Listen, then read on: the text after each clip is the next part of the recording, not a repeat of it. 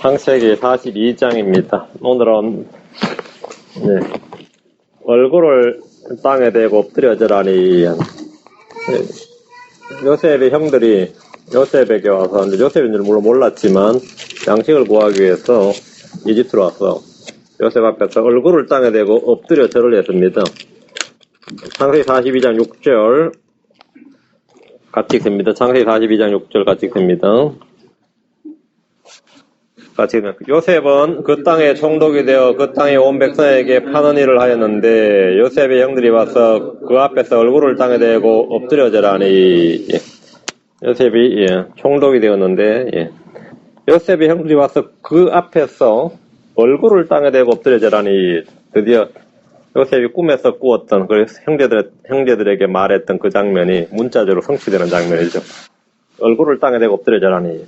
장관 기도하십시다. 위대하시고 거룩하신 주 하나님 감사합니다. 주께서 은혜와 복을 넘치도록 부어주셔서 저희가 주의 말씀으로 늘 충만하게 하시고 또 주의 영으로 가득하게 하셔서 이 시간 말씀을 듣는 또 배우는 기쁨과 즐거움이 차고 넘치게 해주시옵소서. 올 한 해도 주의 말씀으로 충만하고 말씀에 젖어 사는 삶이 되도록 해주시고 성령 인도함을 따라서 살도록 도와주셔서 저희가 많이 변화받고 또 성장하고 열매 맺고 또 우리 주 예수 그리스도 형상이 형성되도록 도와주시옵소서.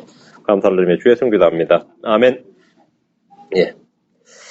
파라오가 꿈을 꾼 대로 7년간의 풍년 뒤에 극심한 기근이 온 이집트와 그 주변 온 땅에 닥쳤습니다. 처음에는 어느 정도 저장한 양식이 있었지만 곧 떨어지고 백성들은 양식을 구하기 위해서 파라오 앞으로 달려갔습니다. 그때 파라오는 백성들에게 요셉에게 가서 그가 너에게 말하는 대로 하라 이렇게 명령했습니다. 요셉에게로 가서 그의 말을 듣고 순종하라는 것이 파라오의 명령입니다. 마찬가지로 하나님은 자신의 울부짖는 온 세상 사람들에게 예수에게로 가서 그의 말을 들으라 이렇게 말씀하십니다. 파라오는 자기에게 나온 이집트 백성들을 이집트의 신들에게 보내지 않았습니다. 마술사들이나 점쟁이들에게 보내지 않았습니다. 각자 해결하라고 명령하지 않았습니다. 파라오의 명령은 요셉에게로 가라 했습니다. 파라오는 요셉을 이집트의 구원자로 세웠습니다. 오늘날 많은 이들이 어려움에 처할 때면 어김없이 하나님 찾고 부처님 찾고 성모 마리아 찾던가 알라를 찾든지 장군이나 장군신 등을 찾지만 그들은 기근의 때에 아무 양식도 주지 못합니다. 예수님이 생명의 빵이시고 생명의 물입니다. 주님께 나오는 자들은 누구나 값없이 빵과 양식과 포도주과 물을 취할 수 있습니다. 오늘 본문에는 이집트 사람들이 먼저 요셉에게 나와서 양식을 구합니다. 다음에 가나안 땅에 있던 이스라엘 사람들, 그 요셉의 형제들이죠. 가나안 땅에 있는 이스라엘이 요셉에게 와서 양식을 구합니다. 이것은 구속사의 위대한 진리를 보여줍니다. 이방인들이 먼저 예수님께로 나오고 그 다음에 예수님의 형제들인 유대인들이 그분께 나옵니다. 순서가 그렇습니다. 요셉의 형제들은 자신들이 버린 요셉에게 와서 구원의 양식을 얻습니다. 그들은 양식을 구하기 위해서 요셉에게 나가서 얼굴을 땅에 대고 엎드려 절했습니다. 그들이 주기로 했고 팔아버린 요셉에게 그들은 엎드려 절을 하면서 양식을 구했습니다. 이는 장차 우리 주님 앞에 나와서 자신들이 팔아버린 그 줄을 보고 얼굴을 땅에 대고 엎드려 절하는 것과 같습니다. 1절 2절입니다. 이에 야곱이 이집트에 곡식이 있음을 보고 자기 아들들에게 이르되 너희는 어찌하여 서로 쳐다만 보느냐 하며 또 이르되 보라 내가 들으니 이집트에 곡식이 있다는도다. 너희는 거기로 내려가서 우리를 위해 거기서 살아. 그러면 우리가 살고 또 죽지 아니하리라 하더라. 가나안 땅에도 기근이 있었고 야곱의 집에는 먹을 것이 없었습니다. 야곱은 이집트의 곡식이 있음을 보고 들었지만 할아버지 아브라함이나 아버지 이삭처럼 이집트로 내려갈 생각은 하지 않았습니다. 요즘은 야곱의 위대한 점이죠. 야곱은 자신이 머물러야 할 땅이 가나안이다 이거예요. 주의 명령이 있기 전까지는 양식을 구하기 위해서 이집트로 임의로 내려가진 않았습니다. 그 양식이 없이 살 수는 없으니까 자식들을 양식을 그냥 사오라고 한 거죠. 이 점에서 그는 약속의 상속자로서 약속의 땅을 지키는 놀라운 믿음을 보여줍니다. 야곱의 말년의 믿음이 상당히 성장하고 단련되어 있음을 우리가 볼 수 있는 장면이죠. 그냥 아무렇게 움직이지 않죠. 아브라함은 기근을 만났을 때 지체 없이 그냥 이집트로 내려갔습니다. 거기서 아브라함은 아내 사라를 빼앗겼다가 주님의 은혜로 되찾는 어려움을 겪었습니다. 이삭은 기근이 닥치자 지체 없이 이집트로 내려가려 했으나 주님이 막으셨습니다. 여기 머물라고. 야곱은 기근이 닥치자 직접 이집트로 내려가려는 대신에 자기 아들들을 이집트로 보냈습니다. 야곱의 아들들은 양식이 떨어졌음에도 불구하고 서로 쳐다만 볼 뿐 아무런 행동을 하지 않았습니다. 왜 그랬을 것 같아요? 야곱은 이집트에 양식이 있다는 걸 듣고 보는데 요셉의 형들은 이집트에 누가 있어요? 기억하기 싫죠. 야곱은 아들들에게 이집트로 가서 양식을 사올 것을 명령했습니다. 너희는 어찌하여 서로 쳐다만 보느냐. 이 형들은 다 알죠. 왜 그러는지. 야곱은 아무것도 하지 않은 아들들을 책망했습니다. 광야에서 5,000명의 양떼들을 두고 먹을 것을 구하지 못해 서로 쳐다만 보고 있는 제자들. 마게들린 아이를 데려온 아버지 앞에서, 마게들린 아이 앞에서 아무것도 행하지 못한 채 서로 쳐다만 보던 무기력한 제자들의 모습과 절묘한 조화를 이룹니다. 평소 훌륭한 크리스천으로 보이던 사람들이 막상 현실적인 어려움과 난관에 닥치면 아무것도 하지 못한 채 서로 쳐다만 보고 있는 경우가 허다합니다. 뭔가 할 수 있을 것 같고 해야만 한다는 것을 알면서도 아무것도 하지 못한 채 서로 쳐다만 보는 일은 우리 가운데도 흔히 있는 일입니다. 야곱은 이집트에 곡식이 있다. 이집트에는 곡식이 있다는 도다라고 했지만 요셉의 형들의 마음속에는 이집트에는 자신들이 팔아버린 요셉이 있다. 혹시 만날 수도 있다. 그렇죠. 그런 의식이 자리 잡고 있었을 겁니다. 죄는 쉽게 잊혀지지 않고 지워지지 않습니다. 형들은 모두 알고 있습니다. 이집트에는 요셉이 있다. 그들은 서로 얼굴만 쳐다보고 있는 이유 중에 하나가 바로 이것입니다. 3절 4절 요셉의 형 10사람이 이집트에서 곡식을 사려고 내려갔으나 야곱이 요셉의 동생 베냐민을 그의 형들과 함께 보내지 아니하였으니 이는 그가 말하기를 혹시 그에게 재난이 닥칠까 두렵다 하였기 때문이더라. 혹시 너희에게 재난이 닥칠까가 아니에요. 혹시 그에게 재난이 닥칠까 두렵다 했어요. 야곱의 관심은 지금 베냐민이죠. 양식을 사기 위해 요셉의 형제들이 모두 다 동원되었습니다. 한 톨의 양식이라도 더 구해와야 하는 비상사태인지라 형제들 전원이 모두 다 가서 양식을 하였습니다. 10명의 장정들이 양식을 사러 이집트로 출발했습니다. 기근의 때에 양식을 사러 가는 것도 일이지만 양식을 사서 구해서 올 때에 더 큰 위험이 있습니다. 온 사방에 기근이고 줄인 사람들로 넘치는 때에 많은 양식을 구했다 하더라도 안전하게 수송하는 일은 엄청난 위험을 동반합니다. 언제든지 길에서 도둑들이나 약탈자들, 강도들을 만날 위험이 있다는 것은 물어볼 필요도 없는 일입니다. 이거 공짜죠. 약탈한단 말이에요. 이런 이유로 야곱은 막내 베냐민을 함께 보내지 않았습니다. 야곱은 이집트로 가서 양식을 구해오는 이번 여행길이 힘들고 어렵고 위험하다는 것을 잘 알았고 재난이 닥칠 수도 있음을 알았습니다. 참으로 절묘하게도 요셉을 이집트로 판 형제들만 이집트로 가게 되었습니다. 목자들이었던 요셉의 형들은 동생 요셉을 상인들에게 노예로 팔아버린 그 이집트로 양식을 구하러 사러 가야 했습니다. 베냐민은 제외입니다. 죄와 불법의 씨는 비록 늦더라도 뿌린 대로 거두는 법입니다. 비록 늦더라도 뿌린 대로 거둡니다. 5절입니다. 이스라엘의 아들들이 곡식을 사러 온 자들 가운데 있었으니 이는 가나안 땅에 기근이 있었기 때문이더라. 식량 확보를 위해서 이스라엘의 아들들은 이집트로 향했고 양식을 사러 온 사람들 가운데 있었습니다. 이집트 땅에 있던 기근은 가나안 땅에도 있었습니다. 성도들이 이 땅에서 겪는 이런저런 시험, 환난, 고난은 우리에게만 있는 것이 아니라 세상에 있는 모든 사람들에게 공통적으로 있는 것입니다. 이스라엘의 아들들이 곡식을 사러 온 자들 가운데 있듯이 우린 때로 치료받기 위해서 길게 늘어선 환자들 가운데 서 있습니다. 우린 때로 직장을 구하는 구직자들 가운데 서 있습니다. 때론 구호품을 사기 위해서 길게 줄을 선 사람들 가운데 서 있습니다. 여러분 어떤 사람들 가운데 서 있었던 적이 있습니까? 서 있는단 말이에요. 사회보장연금을 타기 위해서 모인 사람들 가운데 그 줄 가운데 서 있기도 합니다. 이 시간 여러분이나 제가 이 아침에 따스한 밥 한 그릇, 국 한 그릇 얻기 위해서 기다린 그 홈리스들과 노숙자들 가운데 서 있지 않다는 사실만으로도 엄청 감사한 일입니다. 이집트로 식량을 구하러 온 사람들 가운데 그 사이에 서 있던 이스라엘의 아들들을 생각할 때 우린 감사하지 않을 수 없습니다. 6절 요셉은 그 땅에 총독이 되어 그 땅에 온 백성에게 파는 일을 하였는데 요셉의 형들이 와서 그 앞에서 얼굴을 땅에 대고 엎드려 절하니 요셉은 이집트의 총독이 되어서 양식을 파는 일을 하고 있습니다. 요셉의 형들은 와서 그 앞에서 얼굴을 땅에 대고 엎드려 절을 했습니다. 그들이 엎드려 절한 것은 그를 존경해서도 아니고 믿어서도 아닙니다. 그를 통해서만 뭐가 있다? 양식이 있어요. 그를 통해서만 구원이 있기 때문에 엎드린 겁니다. 다른 거 없습니다. 엎드려 절했어요. 그들이 얼굴을 땅에 엎드려 절한 것은 필요를 구하기 위해서입니다. 줄인 사람들은 양식을 주는 이가 곧 신입니다. 사람은 누구나 빵을 주는 자, 즉 경제 문제를 해결해주는 그 사람이 누구이든 그를 따릅니다. 그 사람이 누구든. 유엔 예전에 사무총장이었던 사람이 그랬어요. 이 식량 문제, 경제 문제를 해결해주는 그 사람이 적그리 서든 누구든 그 사람이 신이다 그랬어요. 사람들은 이 기근의 문제에 닥칠 때는 그 음식을 주는 사람이 뭐라고요? 예, 신입니다. 오늘 사람들이 섬기는 하나님 누군지 압니까? 누가 후이지까 아시? 누가 하나님이냐 이거죠. 로마서 16장 18절, 빌립보 3장 19절. 이 성경 스스로 그 사람들이 신이 누군지를 말해줍니다. 사람들이 많고 많은 신들을 이 땅에 두고 있지만 그들이 원한 신은 사실 이 하나로 귀결됩니다. 빌립보 16장 18절, 빌립보 3장 19절. 빌립보 16장 18절, 로마 16장 18절.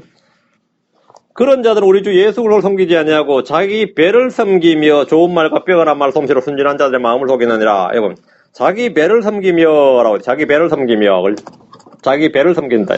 수많은 크리스천들이 주 예수 그리스도를 섬기는 것처럼 말하지만 실제로는 자기 배를 섬기는 사람들입니다. 기복주의자들이 섬기고 경배하는 신은 자기 배입니다. 하나님보다 재물을 더 신뢰하고 하나님보다 만몬을 더 섬기고 사랑합니다. 그들은 돈을 사랑하고 탐내고 좀 더 많이 소유하고 싶어합니다. 빌립보 3장 19절. 그들은 자기 배를 섬긴다 이거죠. 그들의 마지막은 파멸이요 그들의 하나님은 누구다? 무엇이다? 그들의 하나님은 그들의 배요. 그들의 영광, 그들의 수치스러운 일이 있고 그들은 땅의 일들을 생각하느니라. 그들의 하나님은 그들의 배요. 배가 신이다 이거. 배가 하나님이다. 그들의 하나님 누구인지 보십시오. 그들의 하나님은 그들의 배라고 합니다. 사람들은 먹고 살기 위해서, 배를 위해서 엎드려 절하는 것보다 더한 일도 얼마든지 할 수 있습니다. 왜 무릎 꿇었느냐? 왜 엎드렸느냐? 왜 절했느냐? 먹고 살기 위해서는 그 아무것보다 더 할 수도 있다. 7년 대환란 때 사람들은 양식을 사기 위해서 짐승의 표를 받고 그 형상 앞에 엎드려 절합니다. 그건 어려운 일이 아닙니다. 먹고 살기 위해서라면, 양식을 구하기 위해서라면 짐승의 형상 아니라 그 더한 거 해서 넙죽절한다 이거죠. 사람을 통제하는데 이보다 더 효과적인 수단이 없습니다. 자, 7절 8절 창세기 오면 7절 8절. 요셉이 자기 형들을 보고 그들을 알았으나 그들에게 낯설게 행하며 그들에게 거칠게 말하고 또 그들에게 이르되 너희가 어디서 왔느냐 하며 그들이 이르되 양식을 사려고 가나안 땅에서 왔나이다 하니라. 요셉은 자기 형들을 알아보았으나 그들은 그를 알아보지 못하였더라. 요셉은 단번에 자기 형들을 보고 그들을 알았습니다. 요셉의 형들은 요셉을 알아보지 못했습니다. 자, 원수는 이집트 땅에서 이래 된 거죠. 원수는 이집트 땅에서 이래 된 거예요. 요셉은 그들에게 낯설게 행하며 거칠게 말했습니다. 너희가 어디서 왔느냐? 너희가 어디서 왔느냐? 요셉이 몰라서 묻는 것이 아닙니다. 주님께서 아담에게 내가 어디에 있느냐 이렇게 물으셨습니다. 가인에게 내 아우 아벨이 어디 있느냐고 물으셨습니다. 주님은 아브라함에게 내 아내 사라가 어디 있느냐 이렇게 물으셨습니다. 요셉은 자기 앞에 엎드려 절하는 형들에게 거칠게 너희가 어디에서 왔느냐 이렇게 물었습니다.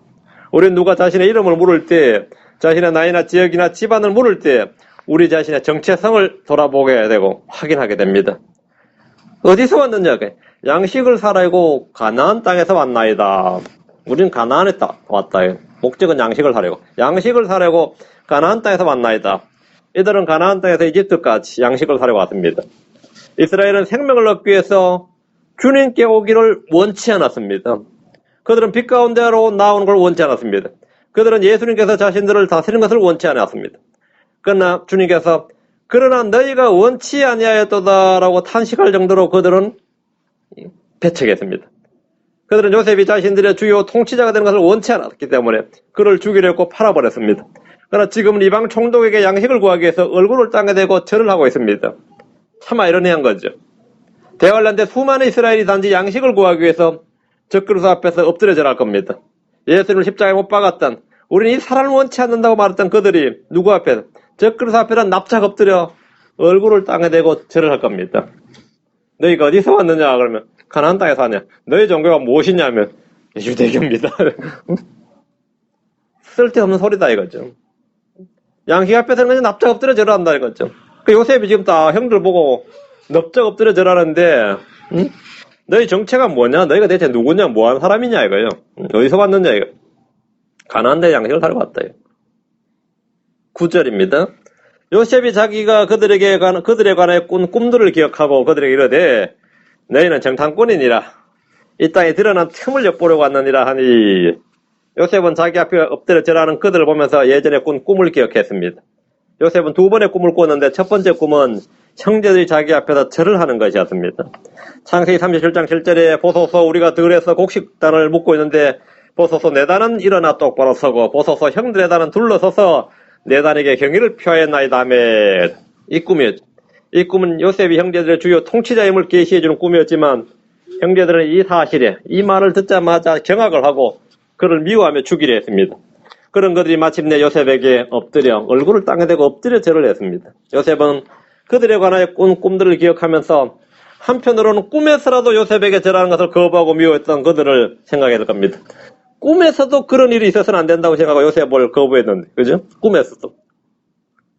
요셉은 자기에게 절하는 형들 향해서 너희는 정탐꾼이니라 이렇게 이 땅에 드러난 틈을 보려고 왔느니라 이렇게 혐의를 지었습니다. 국가보안법 위반이죠. 간첩죄란 말이죠. 이것은 형제들을 향한 요셉의 시험이었습니다. 요셉은 그들을 정탐꾼으로 몰아버렸는데 아브라함 때부터 이스라엘은 이집트에서 좋은 기억이 없던 터라 야곱이 우려했던 대로 재앙이 현실로 다가왔습니다. 이집트에서 좋았던 기억이 없다. 이집트에 와서 좋은 기억이 없어요. 10절 11절 그들이 그에게 이르되 내 주여 아니니이다. 주의 종들은 단지 양식을 사러 왔나이다. 우리는 다 한 사람의 아들로서 진실한 자들이오며 이 말 잘못 나온 겁니다. 우리는 다 한 사람의 아들로서 진실한 자들이오며 주의 종들은 정탐꾼이 아니니이다 하니라. 식량을 구하러 온 요셉의 형들은 졸지에 정탐꾼으로 몰려서 중지인이 되어버렸고 그들은 혐의를 벗기 위해서 내 주여 아니니이다. 주의 종들은 단지 양식을 사러 왔나이다 라며 사정을 말했습니다. 정탐을 하러 온 것이 아니다. 양식을 사러 왔다. 그들은 모두 한 사람 야곱의 아들들입니다. 근데 우리는 다 진실한 자들이오며 이 말은 사실이 아닙니다. 이 말에 요셉이 이제 한마디로 휙 도는 거죠. 이게 뭔 소리야. 우리는 다 진실한 자들이며 할 때 요셉이 참 기가 찬 말이죠. 그들은 다 사악하고 탐욕과 시기가 가득하고 형제를 죽이려 했고 팔아버린 무자비하고 피 흘린 자들이었습니다. 요셉은 그들의 비행과 죄와 불법과 불의를 잘 알고 있습니다. 많은 죄인들이 어려움에 처하면 자신들이 다 진실하고 선하고 의롭다고 외칩니다. 무죄를 호소합니다. 주의 종들은 정탐꾼이 아니니이다. 사실입니다. 그들이 요셉에게 말한 4가지 중에 3가지는 진실이고 1가지는 거짓입니다. 그 1가지가 뭡니까? 자기 자신에 관한 겁니다. 자기 자신에 관한 것. 사람은 다 진실을 말해도 자기 자신에 관해서는 진실을 잘 말하지 못합니다. 잘 모릅니다. 자기 자신은 난 그런 사람이 아닌 줄 알아요. 난 그런 사람이 아닌 줄 알고. 자기를 너무 모르기 때문에 내가 이 환경만이면 나 이렇게 안 산다고 생각하는 사람 많죠. 내가 왜? 참 많이 듣는 이야기에서 내가 당신 아니면 이런 생활 안 한다 이런 사람 많고 참 자기를 몰라도 어찌 그래 모르는지 그죠? 너무 몰라요. 그 다른 것에 대해서는 어떻게 나름 객관적인 눈을 가지는지 뭐 진실을 말할 줄 아는데 희한하게도 자신에 관해서 말할 때는 그만 뭐라 그래요? 아닌 거죠. 저도 참 제가 자식 아니었으면 제가 자신을 못 보는 게 많았어요. 그거 보면 애들 딱 보면서 내가 본래 저랬었구나 이런 게 저놈이 이제 다 나한테 태어났는데 본래 내가 저랬었구나 난 더 했었구나 이런 거를 많이 보거든요. 그 알려주는 거예요. 자기 자신에 대해서 내가 어떤 사람인지 알려주는 거죠.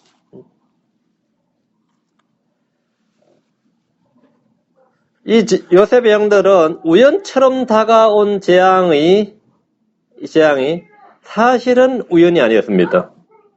자신들에게는 이건 완전히 뭡니까?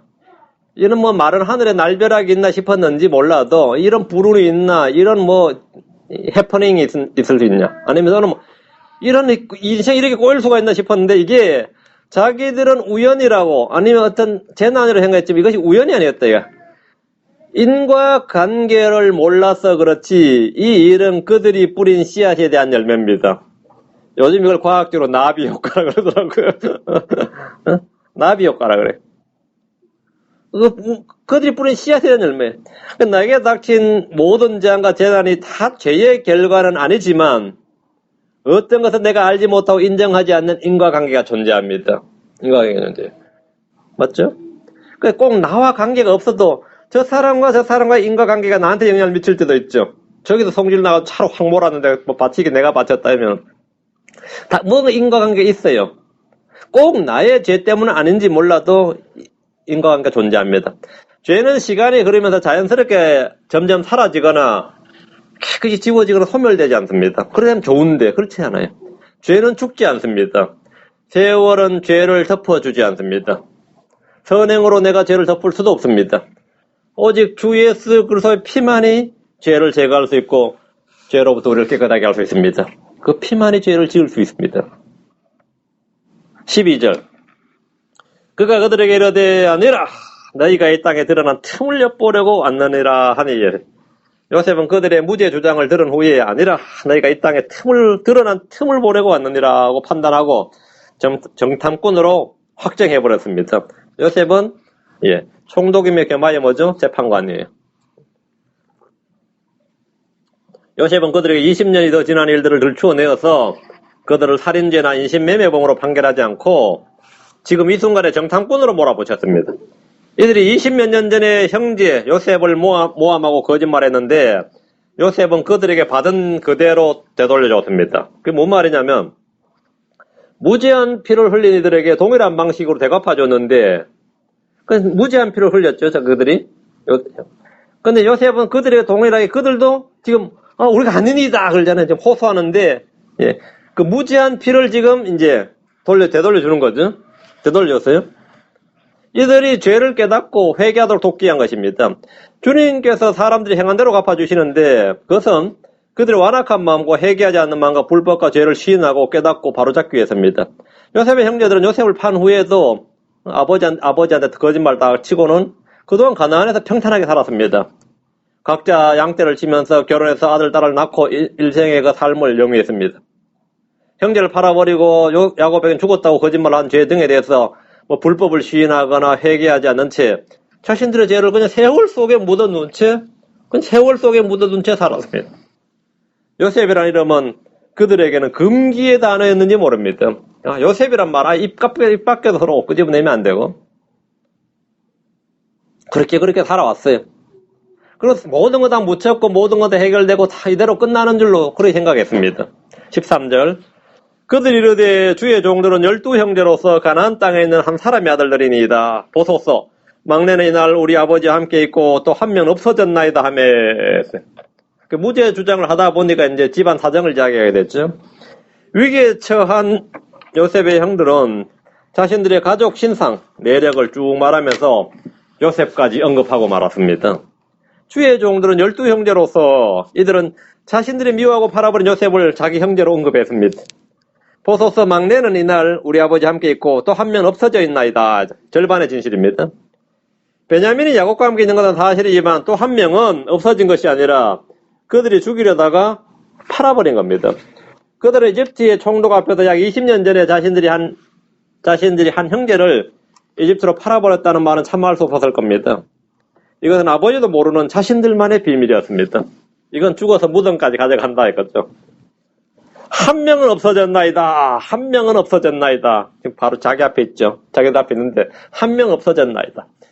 얘들은 아버지 야곱에게 죽었다고 말했지만 이집트의 총독에게는 다 죽었다고 하지 않고 잃어버렸다, 실종되었다고 말했습니다. 각 사람에게 하는 말이 서로 다를 때 이것을 우리는 거짓증언, 거짓말이라고 합니다. 아버지한테 하는 말이 다르고 형제한테 하는 말이 다르고 마누라한테 하는 말이 다른 게 거짓말이에요. 어떻게 하나? 여기서 잃어버렸다 그러고 여기서 죽었다 그러고 이 사람 대하다는 떠나버렸다 그러고 하여튼 이렇게 말이 서로 다르면 결과는 그게 거짓말입니다. 이걸 거짓말이라고 합니다.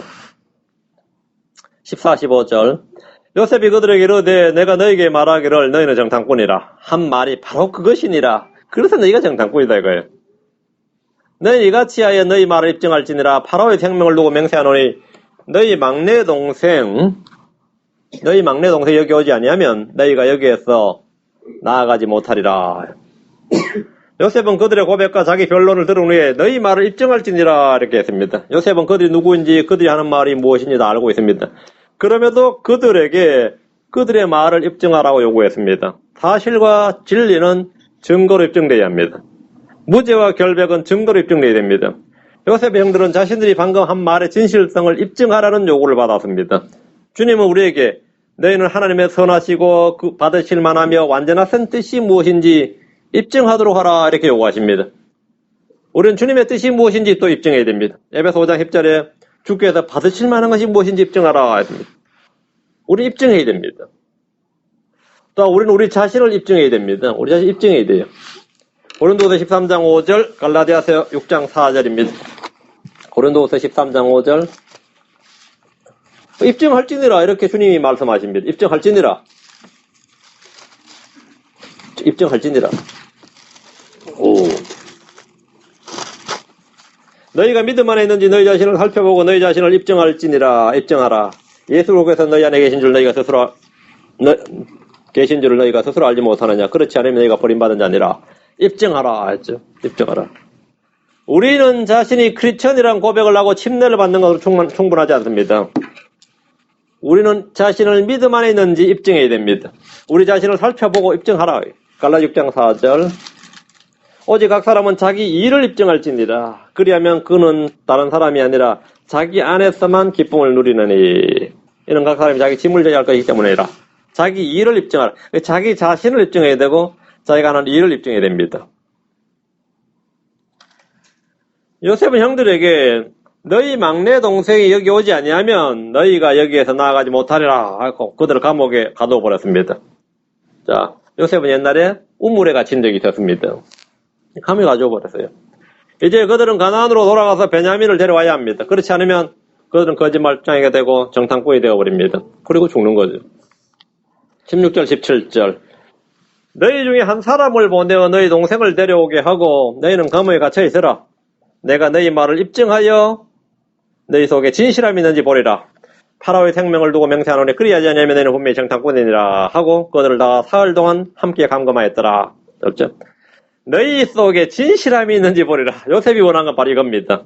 너희가 과연 너희가 말한 대로 진실한 자인지 20년이 지금 더 지났는데 지금은 진실한 자로 변화를 받았는지 정말 진실한 자인지 맞는지 그걸 한번 보겠다는 겁니다. 요셉이 형들에게 보고 싶어하는 것 그것은 뭐였습니까? 진실함입니다. 너희 속에 진실함이 있는지 보리라 합니다. 너희 속에 진실함이 있는지 보리라. 그들이 우린 다 진실한 자들이다 이렇게 말했기 때문입니다. 그래 그럼 그걸 한번 입증해보자 이거예요. 요셉은 형제들을 시험했고 입증할 것을 요구했습니다. 누군가 한 명이 가서 베냐민을 데려오고 나머지는 감옥에 있어야 됩니다. 이 일에 그들의 운명이 달려 있습니다. 베냐민을 데려오지 못하면 그들은 정탐꾼으로 몰려 평생 감옥에 있거나 죽임을 당해야 합니다. 요셉은 그들을 사흘 동안 함께 감금했는데 이는 그들이 이 문제를 어떻게 대하는지 보기 위함입니다. 그들은 감옥에서 서로 다툴 수도 있고 원망할 수도 있습니다. 의논할 수도 있고 지혜를 모을 수도 있습니다. 양식을 구하러 왔다가 감옥에 갇힌 자신들의 신세를 한탄할 수도 있고 금식하면서 주님께 울부짖어 기도할 수도 있습니다. 하여튼 그 반응을 보면 어때요? 어떤 극단적인 상황에 있을 때, 어려움에 처할 때 그 인간 본성이 드러나는 법입니다. 이때 본성이 드러나는 법이에요. 10명이 함께 갇힌 감옥에서 사흘이라는 시간은 결코 짧은 시간이 아닙니다. 무엇보다 신속하게 누가 가나안으로 갈지 결정해야 됩니다. 서로 가겠다고 그러겠죠. 어떨 것 같아요? 서로 남겠다고 할 것 같아요? 자, 어쨌든 무언가 나타납니다. 18절 19절. 셋째 날 요셉이 그들에게 이르되 나는 하나님을 두려워하나니 이같이 하여 살지니라. 너희가 진실한 자들이면 요셉이 지금 계속해서 언급하는 게 뭐죠? 진실이에요. 그들이 말한 것도 우린 진실한 자들이라 했기 때문에 핵심은 요 한 가지입니다. 너희가 진실한 자들이면 너희 형제들 중에 한 사람만 너희 감옥 집에서 결박당하게 하고 너희는 곡식을 가지고 가서 너희 집에 기근을 면하라. 셋째 날 요셉은 완전히 새로운 제안을 했습니다.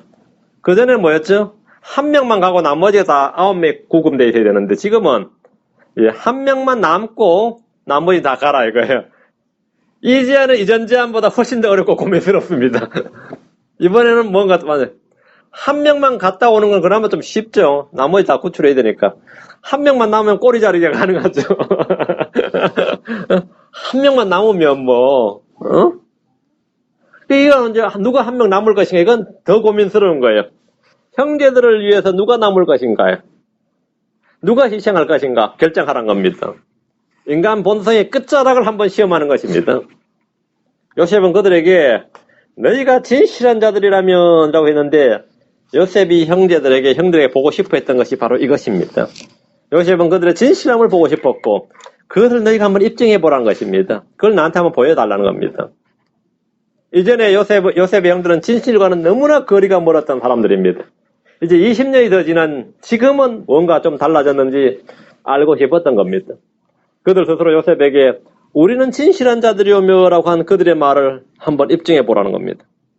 요셉은 자신이 하나님을 두려워하는 사람임을 밝히면서 그들에게도 주를 두려워하는 마음이 있는지 보고자 했습니다. 나는 하나님을 두려워하는 사람이다. 너희는 어떠냐 이거죠. 그러니까 이방인 앞에서 자신은 이제 이방인으로 행한 총독이 나는 하나님을 두려워하는 사람이다 이랬어요. 그래서 너희도 하나님을 두려워하는 사람이냐? 너희도 진실한 사람이냐? 이거. 나는 진실한 사람이다. 너희는 진실한 사람이냐? 이거. 요셉은 그들의 양식을 줬습니다. 그들 중 누군가 가족을 위해서, 형제를 위해서 남는 자가 누구인지, 또는 남은 한 사람을 위해서 모두가 다시 돌아오는지 그들의 진실함을 알고자 했습니다. 우리 인생에서 수많은 사건들이 이런 시험의 연속임을 알아야 됩니다. 하나님께서는 우리에게 무엇이 있는지, 우리 속에 무엇이 있는지 알고자 하십니다. 하나님은 아브라함을 시험하시기 위해서 내가 사랑하는 내 독자 이삭을 바치라 이렇게 말씀하셨습니다. 뭘 알기 위해서? 하나님을 사랑하는지 두려워하는지 알기 위해서입니다. 주님께서 이스라엘에게 만나를 주시면서 그들에게 날마다 정한 양을 거두게 하셨는데, 이로써 그들이 내 법 안에서 거르리 하는지 거르리 하지 아니하는지 시험하리라 이렇게 말씀하셨습니다. 한 오멜 거두라 그러면 꼭 두 오멜 거두는 사람이 있단 말이지. 그렇죠? 그 한 가지로 보면 아주 작은 건데, 그걸로 그들을 한번 알아보게 시험하리라. 광야에서 만나를 주신 것이 그들을 시험하기 위해서란 사실은 참 놀라기 그지없는 말씀입니다. 시험하기 위해서다 이거예요. 주님께서 백성들에게 거짓된 자나 꿈꾸는 자들을 보내시는 것은 그들이 주 하나님을 사랑하시는지 알기 위해서 시험하는 것이라고 했습니다. 과연 주 하나님을 사랑하는지 아니면 거짓을 사랑하는지 알기 위해서 보내신다. 주께서 가나안 땅의 교도들과 이방 민족들을 남겨두신 것은 그 민족들을 통해서 이스라엘이 자기 조상들처럼 주의 길을 지키고 그 길로 걷지 아니하나 시험하려 하심이니라 이렇게 말씀하셨습니다. 시험하기 위해서다. 주님 우리 마음을 시험하시는 분입니다. 시험하시는 분입니다. 역대기야 32장 31절, 역대기야 32장 31절. 이 시험에 제대로 걸린 사람이 한 명 나오는데, 그 사람은 히스기야 왕입니다. 그 히스기야 왕은 주님의 은혜로, 주님의 은혜와 주님의 도우심으로 나라를 건졌죠. 그런 히스기야를 향해서 주님께서 시험을 하셨습니다. 역대기야 32장 31절. 그러나 바벨론의 통치자들이 사신들을 히스기야에게 보내어 그 땅에서 이루어진 이적에 관하여 물은 일에 있어서는 하나님께서 친히 그의 마음속에 있던 것을 다 알고자 하사 그를 시험하시려고 그를 떠나셨더라. 그를 시험하시려고 그를 떠나셨더라. 요셉은 형들의 마음을 시험했습니다. 하나님 우리 마음속을 시험하시고 단련하시고 입증하시는 분입니다.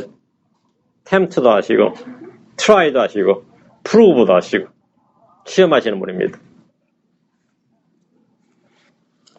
20절 그러나 너희 막내 동생을 내게로 데려오라. 그리하여야 너희 말이 입증되고 너희가 죽지 아니하리라 하니 그들이 그대로 아니라. 요셉은 너희 막내 동생을 내게로 데려오라 이렇게 명했어요. 이제 한 명이 감옥에 남고 9명이 가서 베냐민을 이집트로 데려와서 그들의 말을 입증해야 됩니다.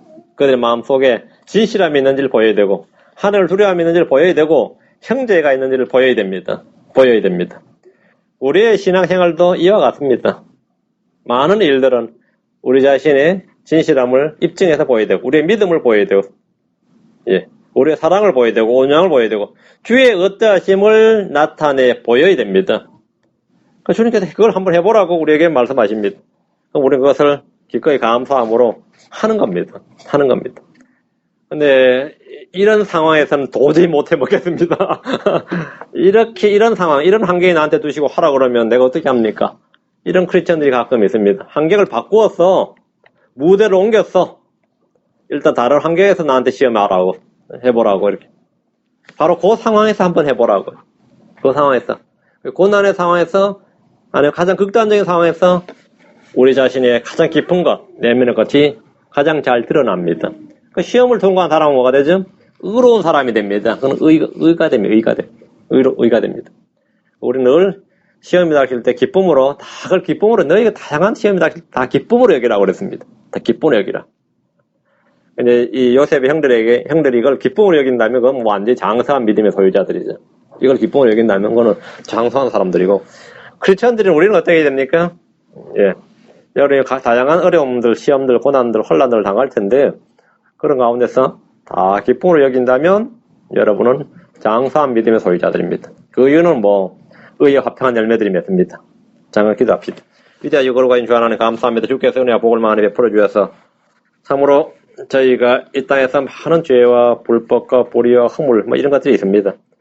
그래서 주님께서는 그것들을 다 회복할 기회를 주시고 또 주의 피로 우리를 다 용서하시고 그런 것들로부터 자유케 하시고 깨끗하게 하심을 믿습니다. 사랑하는 아버지 하나님, 저희가 우리 안에 있는 믿음을 또 시험 당할 때, 또 시험 받을 때 능히 입증할 수 있도록 도와주시고 또 각양 다양한 체험을 쌓을 수 있도록, 그래서 오히려 혼란도 기쁨으로 여기고 시험도 기쁨으로 여길 수 있는 그런 믿음의 소유자들 다 되도록 도와주시옵소서. 사랑하는 아버지 하나님께서 은혜 위에 은혜를 더해 주시옵소서. 감사를 드리며 주의 손 기도합니다. 아멘.